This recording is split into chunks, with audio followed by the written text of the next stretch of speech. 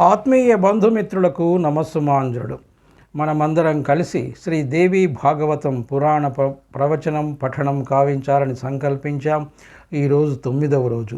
శుక్లాంబరధరం విష్ణుం శశివర్ణం చతుర్భుజం ప్రసన్నవదనం ధ్యాయేత్ సర్వవిఘ్నోపశాంతయే. శ్రీదేవి భాగవతం 9వ రోజు పురాణ ప్రవచనం. దేవి తత్వ నిరూపణము. ఆ దివ్య విమానము అమిత వేగంతో అంతరిక్షం వైపు దూసుకుపోసాగింది.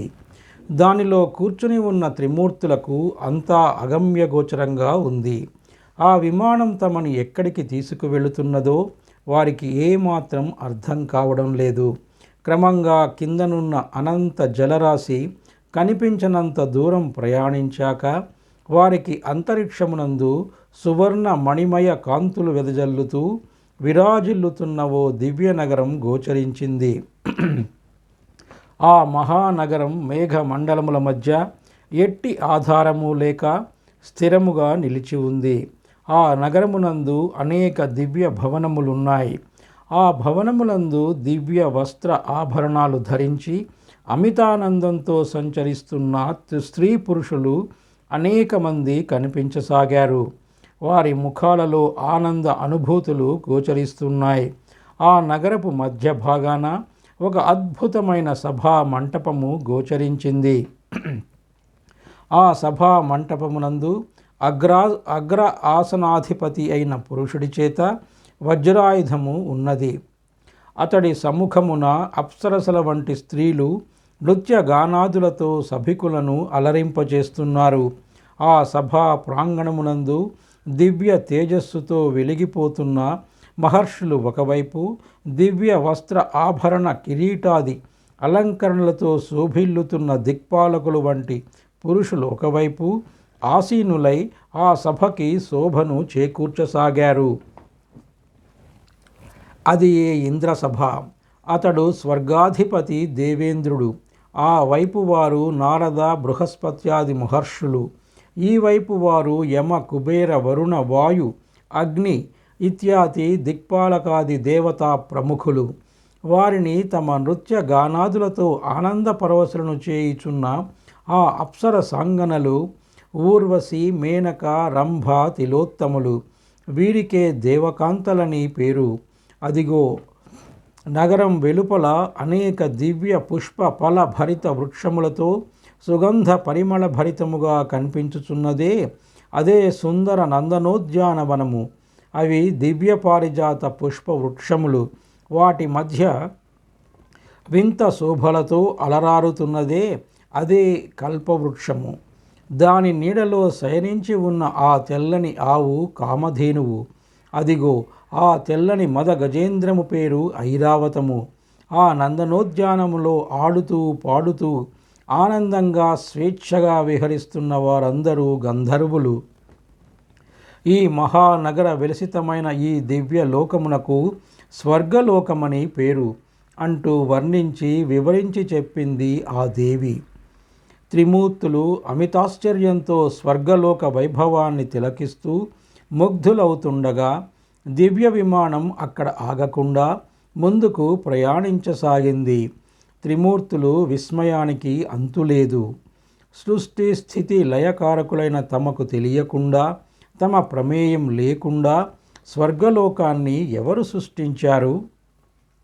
విమానం అలా ప్రయాణిస్తుండగా మేఘములే ఆలంబనగా మరో దివ్యలోకం గోచరించింది. ఆ లోకమునందలి భవన మధ్య భాగమునందు దివ్య శోభలతో అలరారుతున్న ఒక మహాపద్మము కనిపించింది. ఆ మహాపద్మం యొక్క రేకుల చుట్టూ గోమాతలు గోవత్సములతో స్వేచ్ఛగా సంచరిస్తున్నాయి. ఆ మహాపద్మమును చూస్తూ ఇది నా జన్మస్థానమైన పద్మనాభ కమలాన్ని పోలి ఉన్నదే అని బ్రహ్మ తలపోస్తుండగా ఆ పద్మపు మధ్య భాగమునందు ఆసీనుడై చతుర్ముఖాలతో చతుర్భుజాలతో ఆ 4 చేతులందు వేదములు, జపమాల, ఘంటము, తాళపత్రములు ధరించిన దివ్య పురుషుడు పోలికలో తనతో సమానమైన వాడు కనిపించగా బ్రహ్మ విస్మయ చకితుడైనాడు. అతడి సరసన మరొక కమలమునందు ఆసీనురాలై ధవళ వస్త్రధారిణియై వీణాపాణియై దరహాస చంద్రికలతో శోభిల్లుతున్న స్త్రీమూర్తి అర్ధ నిమీలిత నేత్రములతో తన్మయత్వానందాన్ని అనుభవిస్తూ మృదు మధురంగా వీణానాదం చేస్తుంది. ఇది ఏ సత్యలోకము. ఆ చతుర్ముఖుడే సృష్టికర్త బ్రహ్మ. అతడి సరసన ఉన్న స్త్రీ స్వరూపమే విద్యా వినయ జ్ఞానప్రదాయిని వాణి సరస్వతి. ఈ సత్యలోకము చుట్టూ గోవత్సములతో విరాజిల్లుతున్నదే గోలోకం అని వివరించింది విమానంలో ఉన్న దేవి. బ్రహ్మకి మతి గతి తప్పినట్లయింది. తాను సృష్టికర్త అయిన బ్రహ్మగా నియమించబడినాడు కదా. మరి ఈ సత్యలోకము, ఇందున్న బ్రహ్మ వాణి సరస్వతులు ఎవరు? బ్రహ్మ సందిగ్ధం నుండి తేరుకొనకముందే విమానం ముందుకు సాగింది. విష్ణు మహేశ్వరులను కూడా విస్మయం ఆవరించింది. ఆ విధంగా ప్రయాణిస్తూ మేఘమండలాన్ని దాటి విమానం ముందుకు సాగుతుండగా ధవళ కాంతులు విరజిమ్ముతూ తళతళ మెరుపులీనుతూ వెండి కొండలతో అలరారుతున్న దివ్య పర్వత ప్రాంతం కానవచ్చింది. ఆ రజత పర్వత మధ్య భాగమున వెలసిన దివ్య మణి మండపమునందు త్రిశూలధారి, త్రినేత్ర శోభితుడు, పన్నగాలంకార భూషితుడు, కరి చర్మాంబరధారి, విభూది భూషిత రుద్రాక్ష మాలాంకృతుడైన దివ్య పురుషుడు ఆసీనుడై అర్ధ నిమీలిత నేత్ర తపోధ్యాన నిమగ్నుడై ఉన్నాడు. అతడిని గాంచిన మహేశ్వరుడు, ఆహా, ఏమి ఈ విచిత్రము! ఇతడెవరో గాని నాకు ప్రతిరూపం వలె భాషించుచున్నాడే అని భ్రాంతి చెందాడు. అతడే ఈశ్వరుడు. అతడి శరీర వామ భాగమున అర్ధ శరీరమును ఆక్రమించి ఉన్న ఆ దేవేరి అతని అర్ధాంగి పరమేశ్వరి. ఆవిడే పార్వతి. వారికి కుడివైపున గజ ముఖముతో శోభిల్లుతున్నవాడు వారి పుత్రుడు గజాననుడు. ప్రథమ గణములకు అతడే అధిపతి. వారి ఎడమవైపున మయూర వాహనాసీనుడై ఉన్న ఆ బాలకుడే వారి మరొక పుత్రుడు, దేవ సైన్యాధ్యక్షుడు స్కందుడు. ఇతడే కుమారస్వామి. వారి ముందు ఆసీనుడై ఉన్న వృషభరాజమే వారి వాహనమైన నందీశ్వరుడు. వారు ప్రథమ గణములు. వీరు రుద్రగణములు. ఇందరిచే పరివేష్టితుడైన ఈ పరమేశ్వరుడే లయకారకుడైన రుద్రుడు. పరమపావనమైన ఈ లోకమును కైలాసము అంటారు అని వర్ణించింది దేవి. ఈశ్వరుడు అప్రతిభుడైనాడు. ఆ కైలాసాధిపతి లయకారకుడైతే మరి తానెవరు అన్న సందిగ్ధం అతడి హృదయమును శోధిస్తుండగా విమానం మరింత ముందుకు ప్రయాణించింది. బ్రహ్మ మహేశ్వరులతో పాటు విష్ణువు కూడా విస్మయ విభ్రమలకు లోనవుతూ మున్ముందు మరేమి వింతలు రావచ్చునో అని ఆతృత చెందుతుండగా క్షీరసాగరము దృగ్గోచరమైంది. తెల్ల తెల్లటి పాల నురుగులతో అలరారుతున్న ఆ క్షీర సముద్రంపై నిర్మితమైన మణిమయ నగర మధ్య భాగమున 1000 శిరస్సుల ఆదిశేషుడు పడగలు విప్పి చుట్టుకొని ఉండగా ఆ ఆదిశేషునే తల్పముగా చేసుకొని శయనించిన దివ్య పురుషుడు పట్టు పీతాంబరాలతో దివ్య ఆభరణాలంకార శోభితుడై దివ్య కిరీట విభూషితుడై వక్షమునందు కౌస్తుభ మణిహార వన మాలాలంకారుడై చతుర్భుజుడై చతుర్హస్తములందు శంఖ చక్ర పద్మ గదాయుధాలను ధరించి యోగనిద్రా పరవశుడై విరాజిల్లుతున్నాడు. అతడి పాద పద్మముల చెంత పద్మాసిని అయిన దివ్య శ్రీమూర్తి సర్వ సంపదలకు పెన్నిధి వలె శోభిల్లుతూ అతనిని సేవిస్తున్నది. ఆ శేష పానుపు చెంత నిలిచి నారద, సనక సనందనాది మహర్షులు ఆ పురుషోత్తముని కీర్తి చంద్రికలను స్తుతిస్తూ స్తోత్రములను భక్తి పారవస్యంతో గానం చేస్తున్నారు. ఆ పురుషోత్తముడు ముమ్మూర్తులా తనని పోలి ఉండడాన్ని గమనించి విచలితుడయ్యాడు విష్ణువు. శాంతాకారుడు, భుజగ శయనుడు, శంఖచక్ర పద్మ గదాధారుడు అయిన ఆ దివ్య సుందర పురుషుడే శ్రీమన్నారాయణుడు. ఇతడే స్థితికారకుడైన శ్రీ మహావిష్ణువు. ఆయన పాదపద్మములను సేవించుచున్న ఆ దేవియే శ్రీదేవి. శ్రీ సంపదలకు అష్ట ఐశ్వర్యములకు పెన్నిధి అయిన శ్రీ మహాలక్ష్మి శాశ్వత నివాస స్థానము ఆ శ్రీహరి వక్షస్థలము. వారిని స్తోత్ర పాఠములతో కీర్తించుచున్న వారే నారద సనక సనందనాది మహర్షులు. ఈ పుణ్యలోకమునకు వైకుంఠం అని పేరు. క్షీరసాగరముపై తేలుతున్న ఈ వైకుంఠమును దర్శించిన వారు ధన్యులు. అత్యంత పుణ్యము సంపాదించుకున్న వారికి గాని ఈ వైకుంఠ దర్శనం భాగ్యం లభించదు. ఈ వైకుంఠవాసుడే సర్వ జగద్రక్షకుడు, పోషకుడు, స్థితికారకుడు అని వివరించింది దేవి. ఆ సమాచారాన్ని ఆలకిస్తూ అప్రతిభులయ్యారు త్రిమూర్తులు. అప్పుడు విష్ణువు ముందుగా తేలుకుంటూ, ఓ దేవి, సృష్టి స్థితి లయ కారకులమైన త్రిమూర్తులము మేముండగా మాకుమారుగా ఈ ముల్లోకములను, ఈ బ్రహ్మ విష్ణు మహేశ్వరులను సృష్టించిన వారెవరు? ఆ అదృశ్య అగోచర మాయాశక్తి పేరేమి? ఆ శక్తి నివాసం ఎక్కడా అని ప్రశ్నించారు ఆతృతతో. ఆ మాయాశక్తియే ఆదిశక్తి. ఆ ఆదిశక్తియే మీరు చూసిన లోకములకన్నింటికీ సృష్టికర్త. ఆవిడే జగన్మాత, ఆవిడే జగదీశ్వరి. ఆ తల్లి మాయా ప్రభావము చేతనే మధు కైటభులను మీరు సృష్టించినట్లు, వారిని సంహరించినట్లు భావించి భ్రమ చెందినారు. ఆమె తనకి అర్ధ శరీరమైనందున తానే లయకారకుడనని ఈ ఈశ్వరుడు భావించినాడు. కానీ ఆ శక్తి సహాయము లేనిదే, ఆ శక్తి మాయారూపమున మీ యందు వసించనిదే.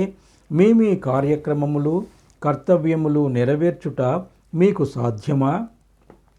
ఆ చైతన్య శక్తి సహాయ సహకారములు లేనిదే ఈ జగత్తున ఎవరికీ ఏదీ సాధ్యము కాదు. అట్టి మహిమాన్విత విశ్వశక్తి స్వరూపిణి అయిన ఆ దేవి నివాసమైన మణిపురమును, ఆ పురమునకు ఆవాసమైన మణిద్వీపమును ఇక మీరు దర్శించబోతున్నారు అని తెలిపింది ఆ దేవి. మణిద్వీప వర్ణన. త్రిమూర్తులు అత్యంత ఉత్సుకతతో మణిద్వీపమును దర్శించడానికి ఎదురుతెన్నులు చూస్తుండగా ఆ దివ్య విమానం క్షీరసాగరం మీదుగా అంతరిక్ష ప్రయాణం చేస్తూ ముందుకు సాగింది. అలా మరికొంత ప్రయాణం తరువాత వారికి సముద్ర మధ్యమున ఒక సుందర ద్వీపం గోచరించసాగింది. దూరాన్నించి చూస్తూ ఆ ద్వీపమునందలి పారిజాత మందార పుష్పవనాల నుండి వచ్చే దివ్య సుగంధభరిత సువాసనలను ఆఘ్రాణిస్తూ త్రిమూర్తులు ఉత్తేజభరితులయ్యారు. ఆ ద్వీపమును సమీపిస్తున్న కొద్దీ దాని చుట్టూ పరవళ్ళు తొక్కుతున్న సుధా సముద్రపు సొబగులు, భ్రమరముల ఝుంకార ధ్వనులు మధుర సంగీత నాదముల వలె మైమరపిస్తుండగా ఆ సముద్రానికి అడ్డుకట్ట వేసినట్లు ఆ ద్వీపము చుట్టూ చదరస్రాకారముగా ఒక ఎత్తైన లోహ ప్రాకారము కానవచ్చింది. దివ్య విమానం సముద్ర తీరము నుండి ఆ ప్రాకారము దాకా ఉన్న చెట్ల తోపులను దాటి ఆ ప్రాకారమును సమీపించింది. అక్కడి నుంచి త్రిమూర్తులు ముందుకు ప్రయాణిస్తుంటే దేవి ఆ మణిద్వీపపు విశేషాలను వివరించసాగింది. ఇదే ఆ జగన్మాత నివసించుచుండడి మణిద్వీపము. దీనికి సర్వలోకము అని పేరు. సృష్టికి ముందు పరమేశ్వరి తన నివాసము కొరకై సృష్టించుకున్న దివ్య లోకం ఇది. జగత్తులోని 14 లోకాలలో ఏదీ దీనికి సాటి రాదు.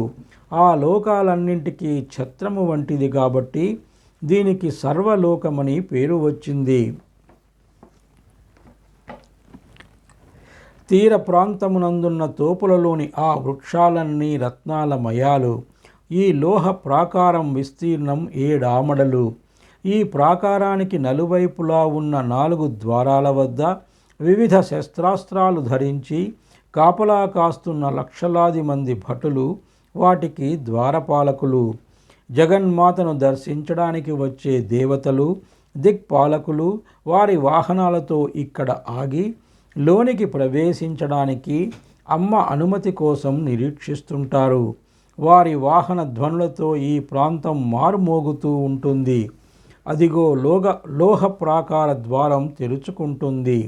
మీకు అనుమతి లభించింది, లోపలికి పదండి. త్రిమూర్తుల విమానం ఆ ద్వారాన్ని దాటి లోపలికి ప్రవేశించింది.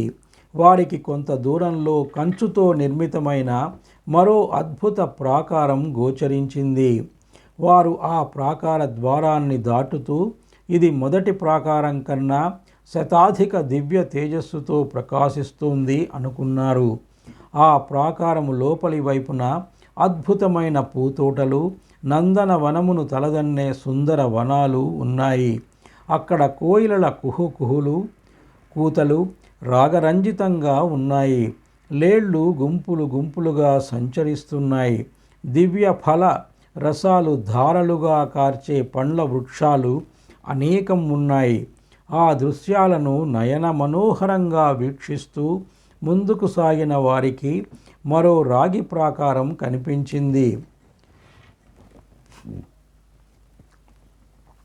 ఆ రాగి ప్రాకారపు విస్తీర్ణము 7 ఆమడలు ఉంటుంది. దీని యందు సుగంధమును వెదజల్లు కల్పవృక్షాలు అనేకం ఉన్నాయి.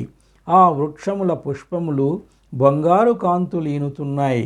వీటి ఫలాలు రతనాల బీజాలు కలిగి సర్వకాలములలో నవనవలాడుతుంటాయి. ఆ తోట మధ్యనున్న పుష్ప సింహాసనంపై కూర్చుని ఉన్న సుందరాంగుడు వసంతుడు. అతడికి కుడివైపుననున్న మగువ మధుశ్రీ, వామభాగమున ఉన్న అతివ మాధవశ్రీ. ఆ ముగ్గురు ఈ సుందర వన రక్షకులు. గంధర్వులు తమ కాంతామణులతో ఈ వనమున విహరిస్తూ విలాసముగా సంచరిస్తుంటారు. రాగి ప్రాకారమునకు ఆవతల కనిపిస్తున్నది సీస ప్రాకారము. ఇది విస్తీర్ణంలో ముందు వాటితో సమానం. ఇక్కడే సంతాన వృక్ష వాటిక ఉంది. దీనికి పాలకుడు గ్రీష్మ ఋతురాజు. ఇతనికి సుఖశ్రీ, శుచిశ్రీ అను ఇంతులున్నారు. ఈ వాటికలో దివ్య పురుషులు తమ కాంతలతో విహరిస్తుంటారు. అదిగో అదే ఇత్తడి ప్రాకారం. విస్తీర్ణంలో ఇది కూడా మిగతా ప్రాకారాలతో సరిసమానం. సీస ప్రాకారానికి దీనికి మధ్యనున్నదే అదే హరిచందనవనం. దీని పాలకుడు వర్ష ఋతురాజు. ఇతడికి శుభశ్రీ తదితర 12 మంది కాంతలున్నారు. ఇచ్చటి నేల గరుడ పచ్చలు పొదిగిన తివాచీ పరిచినట్లు పచ్చదనం ఉట్టిపడుతుంటుంది. దేవతలు తమ కాంతలతో ఇక్కడ కొంతకాలం సేదతీరి అనంతరం దేవీ దర్శనానికి వెళుతుంటారు. ఇత్తడి ప్రాకారమునకు ఆవల కనిపిస్తున్నదే అదే పంచలోహ ప్రాకారము. దాని లోపల ఉన్న మందార వనమునకు అధిపతి శరదృతువు. ఇతను తన భార్యలైన ఇష్టలక్ష్మి, ఊర్జలక్ష్మిలతో ఇక్కడ నివసిస్తుంటాడు. ఈ దేవ మందార వనమును దర్శించిన వారికి దివ్యానందానుభూతి లభిస్తుంది. అదిగో ఆ కనిపిస్తుంది రజత ప్రాకారం. వెండి వెన్నెలలు విరజిమ్ముతున్న ఆ రజత ప్రాకారము లోపల నుండి దివ్య సుగంధ పరిమళాలు వెదజల్లుతున్నదే పారిజాత వనం. ఆ పారిజాత పుష్పముల సువాసనలు 10 యోజనముల విస్తీర్ణముల వరకు గుబాళిస్తుంటాయి. దీనికి అధిపతి అయిన హేమంతుడు తన భార్యలు సహస్య స్త్రీలతో నివసిస్తుంటాడు. రజత ప్రాకారమునకు ఆవల కళ్ళు మిరుమిట్లు గొలుపునట్లు పసిమి రంగుతో శోభిస్తున్నదే అదే సువర్ణ ప్రాకారము. దీని పాలకుడు శశిర ఋతువు. ఇతడి భార్యలు తపస్యశ్రీ. ఇక్కడ సిద్ధులు కుటుంబ సమేతంగా నివసిస్తుంటారు. ఆ కనిపిస్తున్నది పుష్యరాగ నిర్మిత ప్రాకారము. దాని నేల అందున్న మందిరములు, మండపములు సర్వములు పుష్యరాగములతో నిర్మించబడ్డాయి. ఈ ప్రాకారమునకు గల 8 దిక్కులలో అష్టదిక్పాలకులు అనబడు ఇంద్రాదులు నివసిస్తుంటారు. ఈ పుష్యరాగ ప్రాకారము పైన కనిపిస్తున్నది పద్మరాగ ప్రాకారము. ఇక్కడి మండపాలు, గోపురాలు, నేల, వస్తు సముదాయము యావత్తు పద్మరాగ మణిమయ కాంతులతో శోభిస్తూ ఉంటుంది. ఇక్కడ పింగళాక్షి తదితర చతుషష్ఠి కళలు శక్తి స్వరూపిణిలై కావలి కాస్తుంటాయి. ఒక్కొక్క శక్తి ఒక్కొక్క లక్ష స్త్రీ సైన్యం కలిగి ఉంటుంది. ఈ శక్తుల నేత్రాల నుండి అగ్నికణాలు రాలుతుంటాయి. అండపిండ బ్రహ్మాండాలను త్రుటిలో బుగ్గి చేయగల శక్తి శౌర్య సాహసాలతో పెడబొబ్బలు పెడుతూ రంకెలు వేస్తూ యుద్ధోత్సాహంతో చిందులు తొక్కుతుంటారు. వీరంతా దేవి నివాస రక్షకులు. ఆ కనిపిస్తున్నదే అది గోమేధిక ప్రాకారము. గోమేధిక మణి నిర్మిత నివాస ప్రాంతమైన దీనిలో విద్య తదితర 32 శక్తులు నివసిస్తుంటాయి. పిశాచ ముఖములతో ఉగ్ర రూపులైన ఈ పైశాచిక రూపిణులు ఒక్కొక్కటి 10 అక్షౌహిణుల సైన్యమునకు నాయికలై అసమాన సత్య శౌర్య ప్రతాపమూర్తులై విలసిల్లుతుంటారు.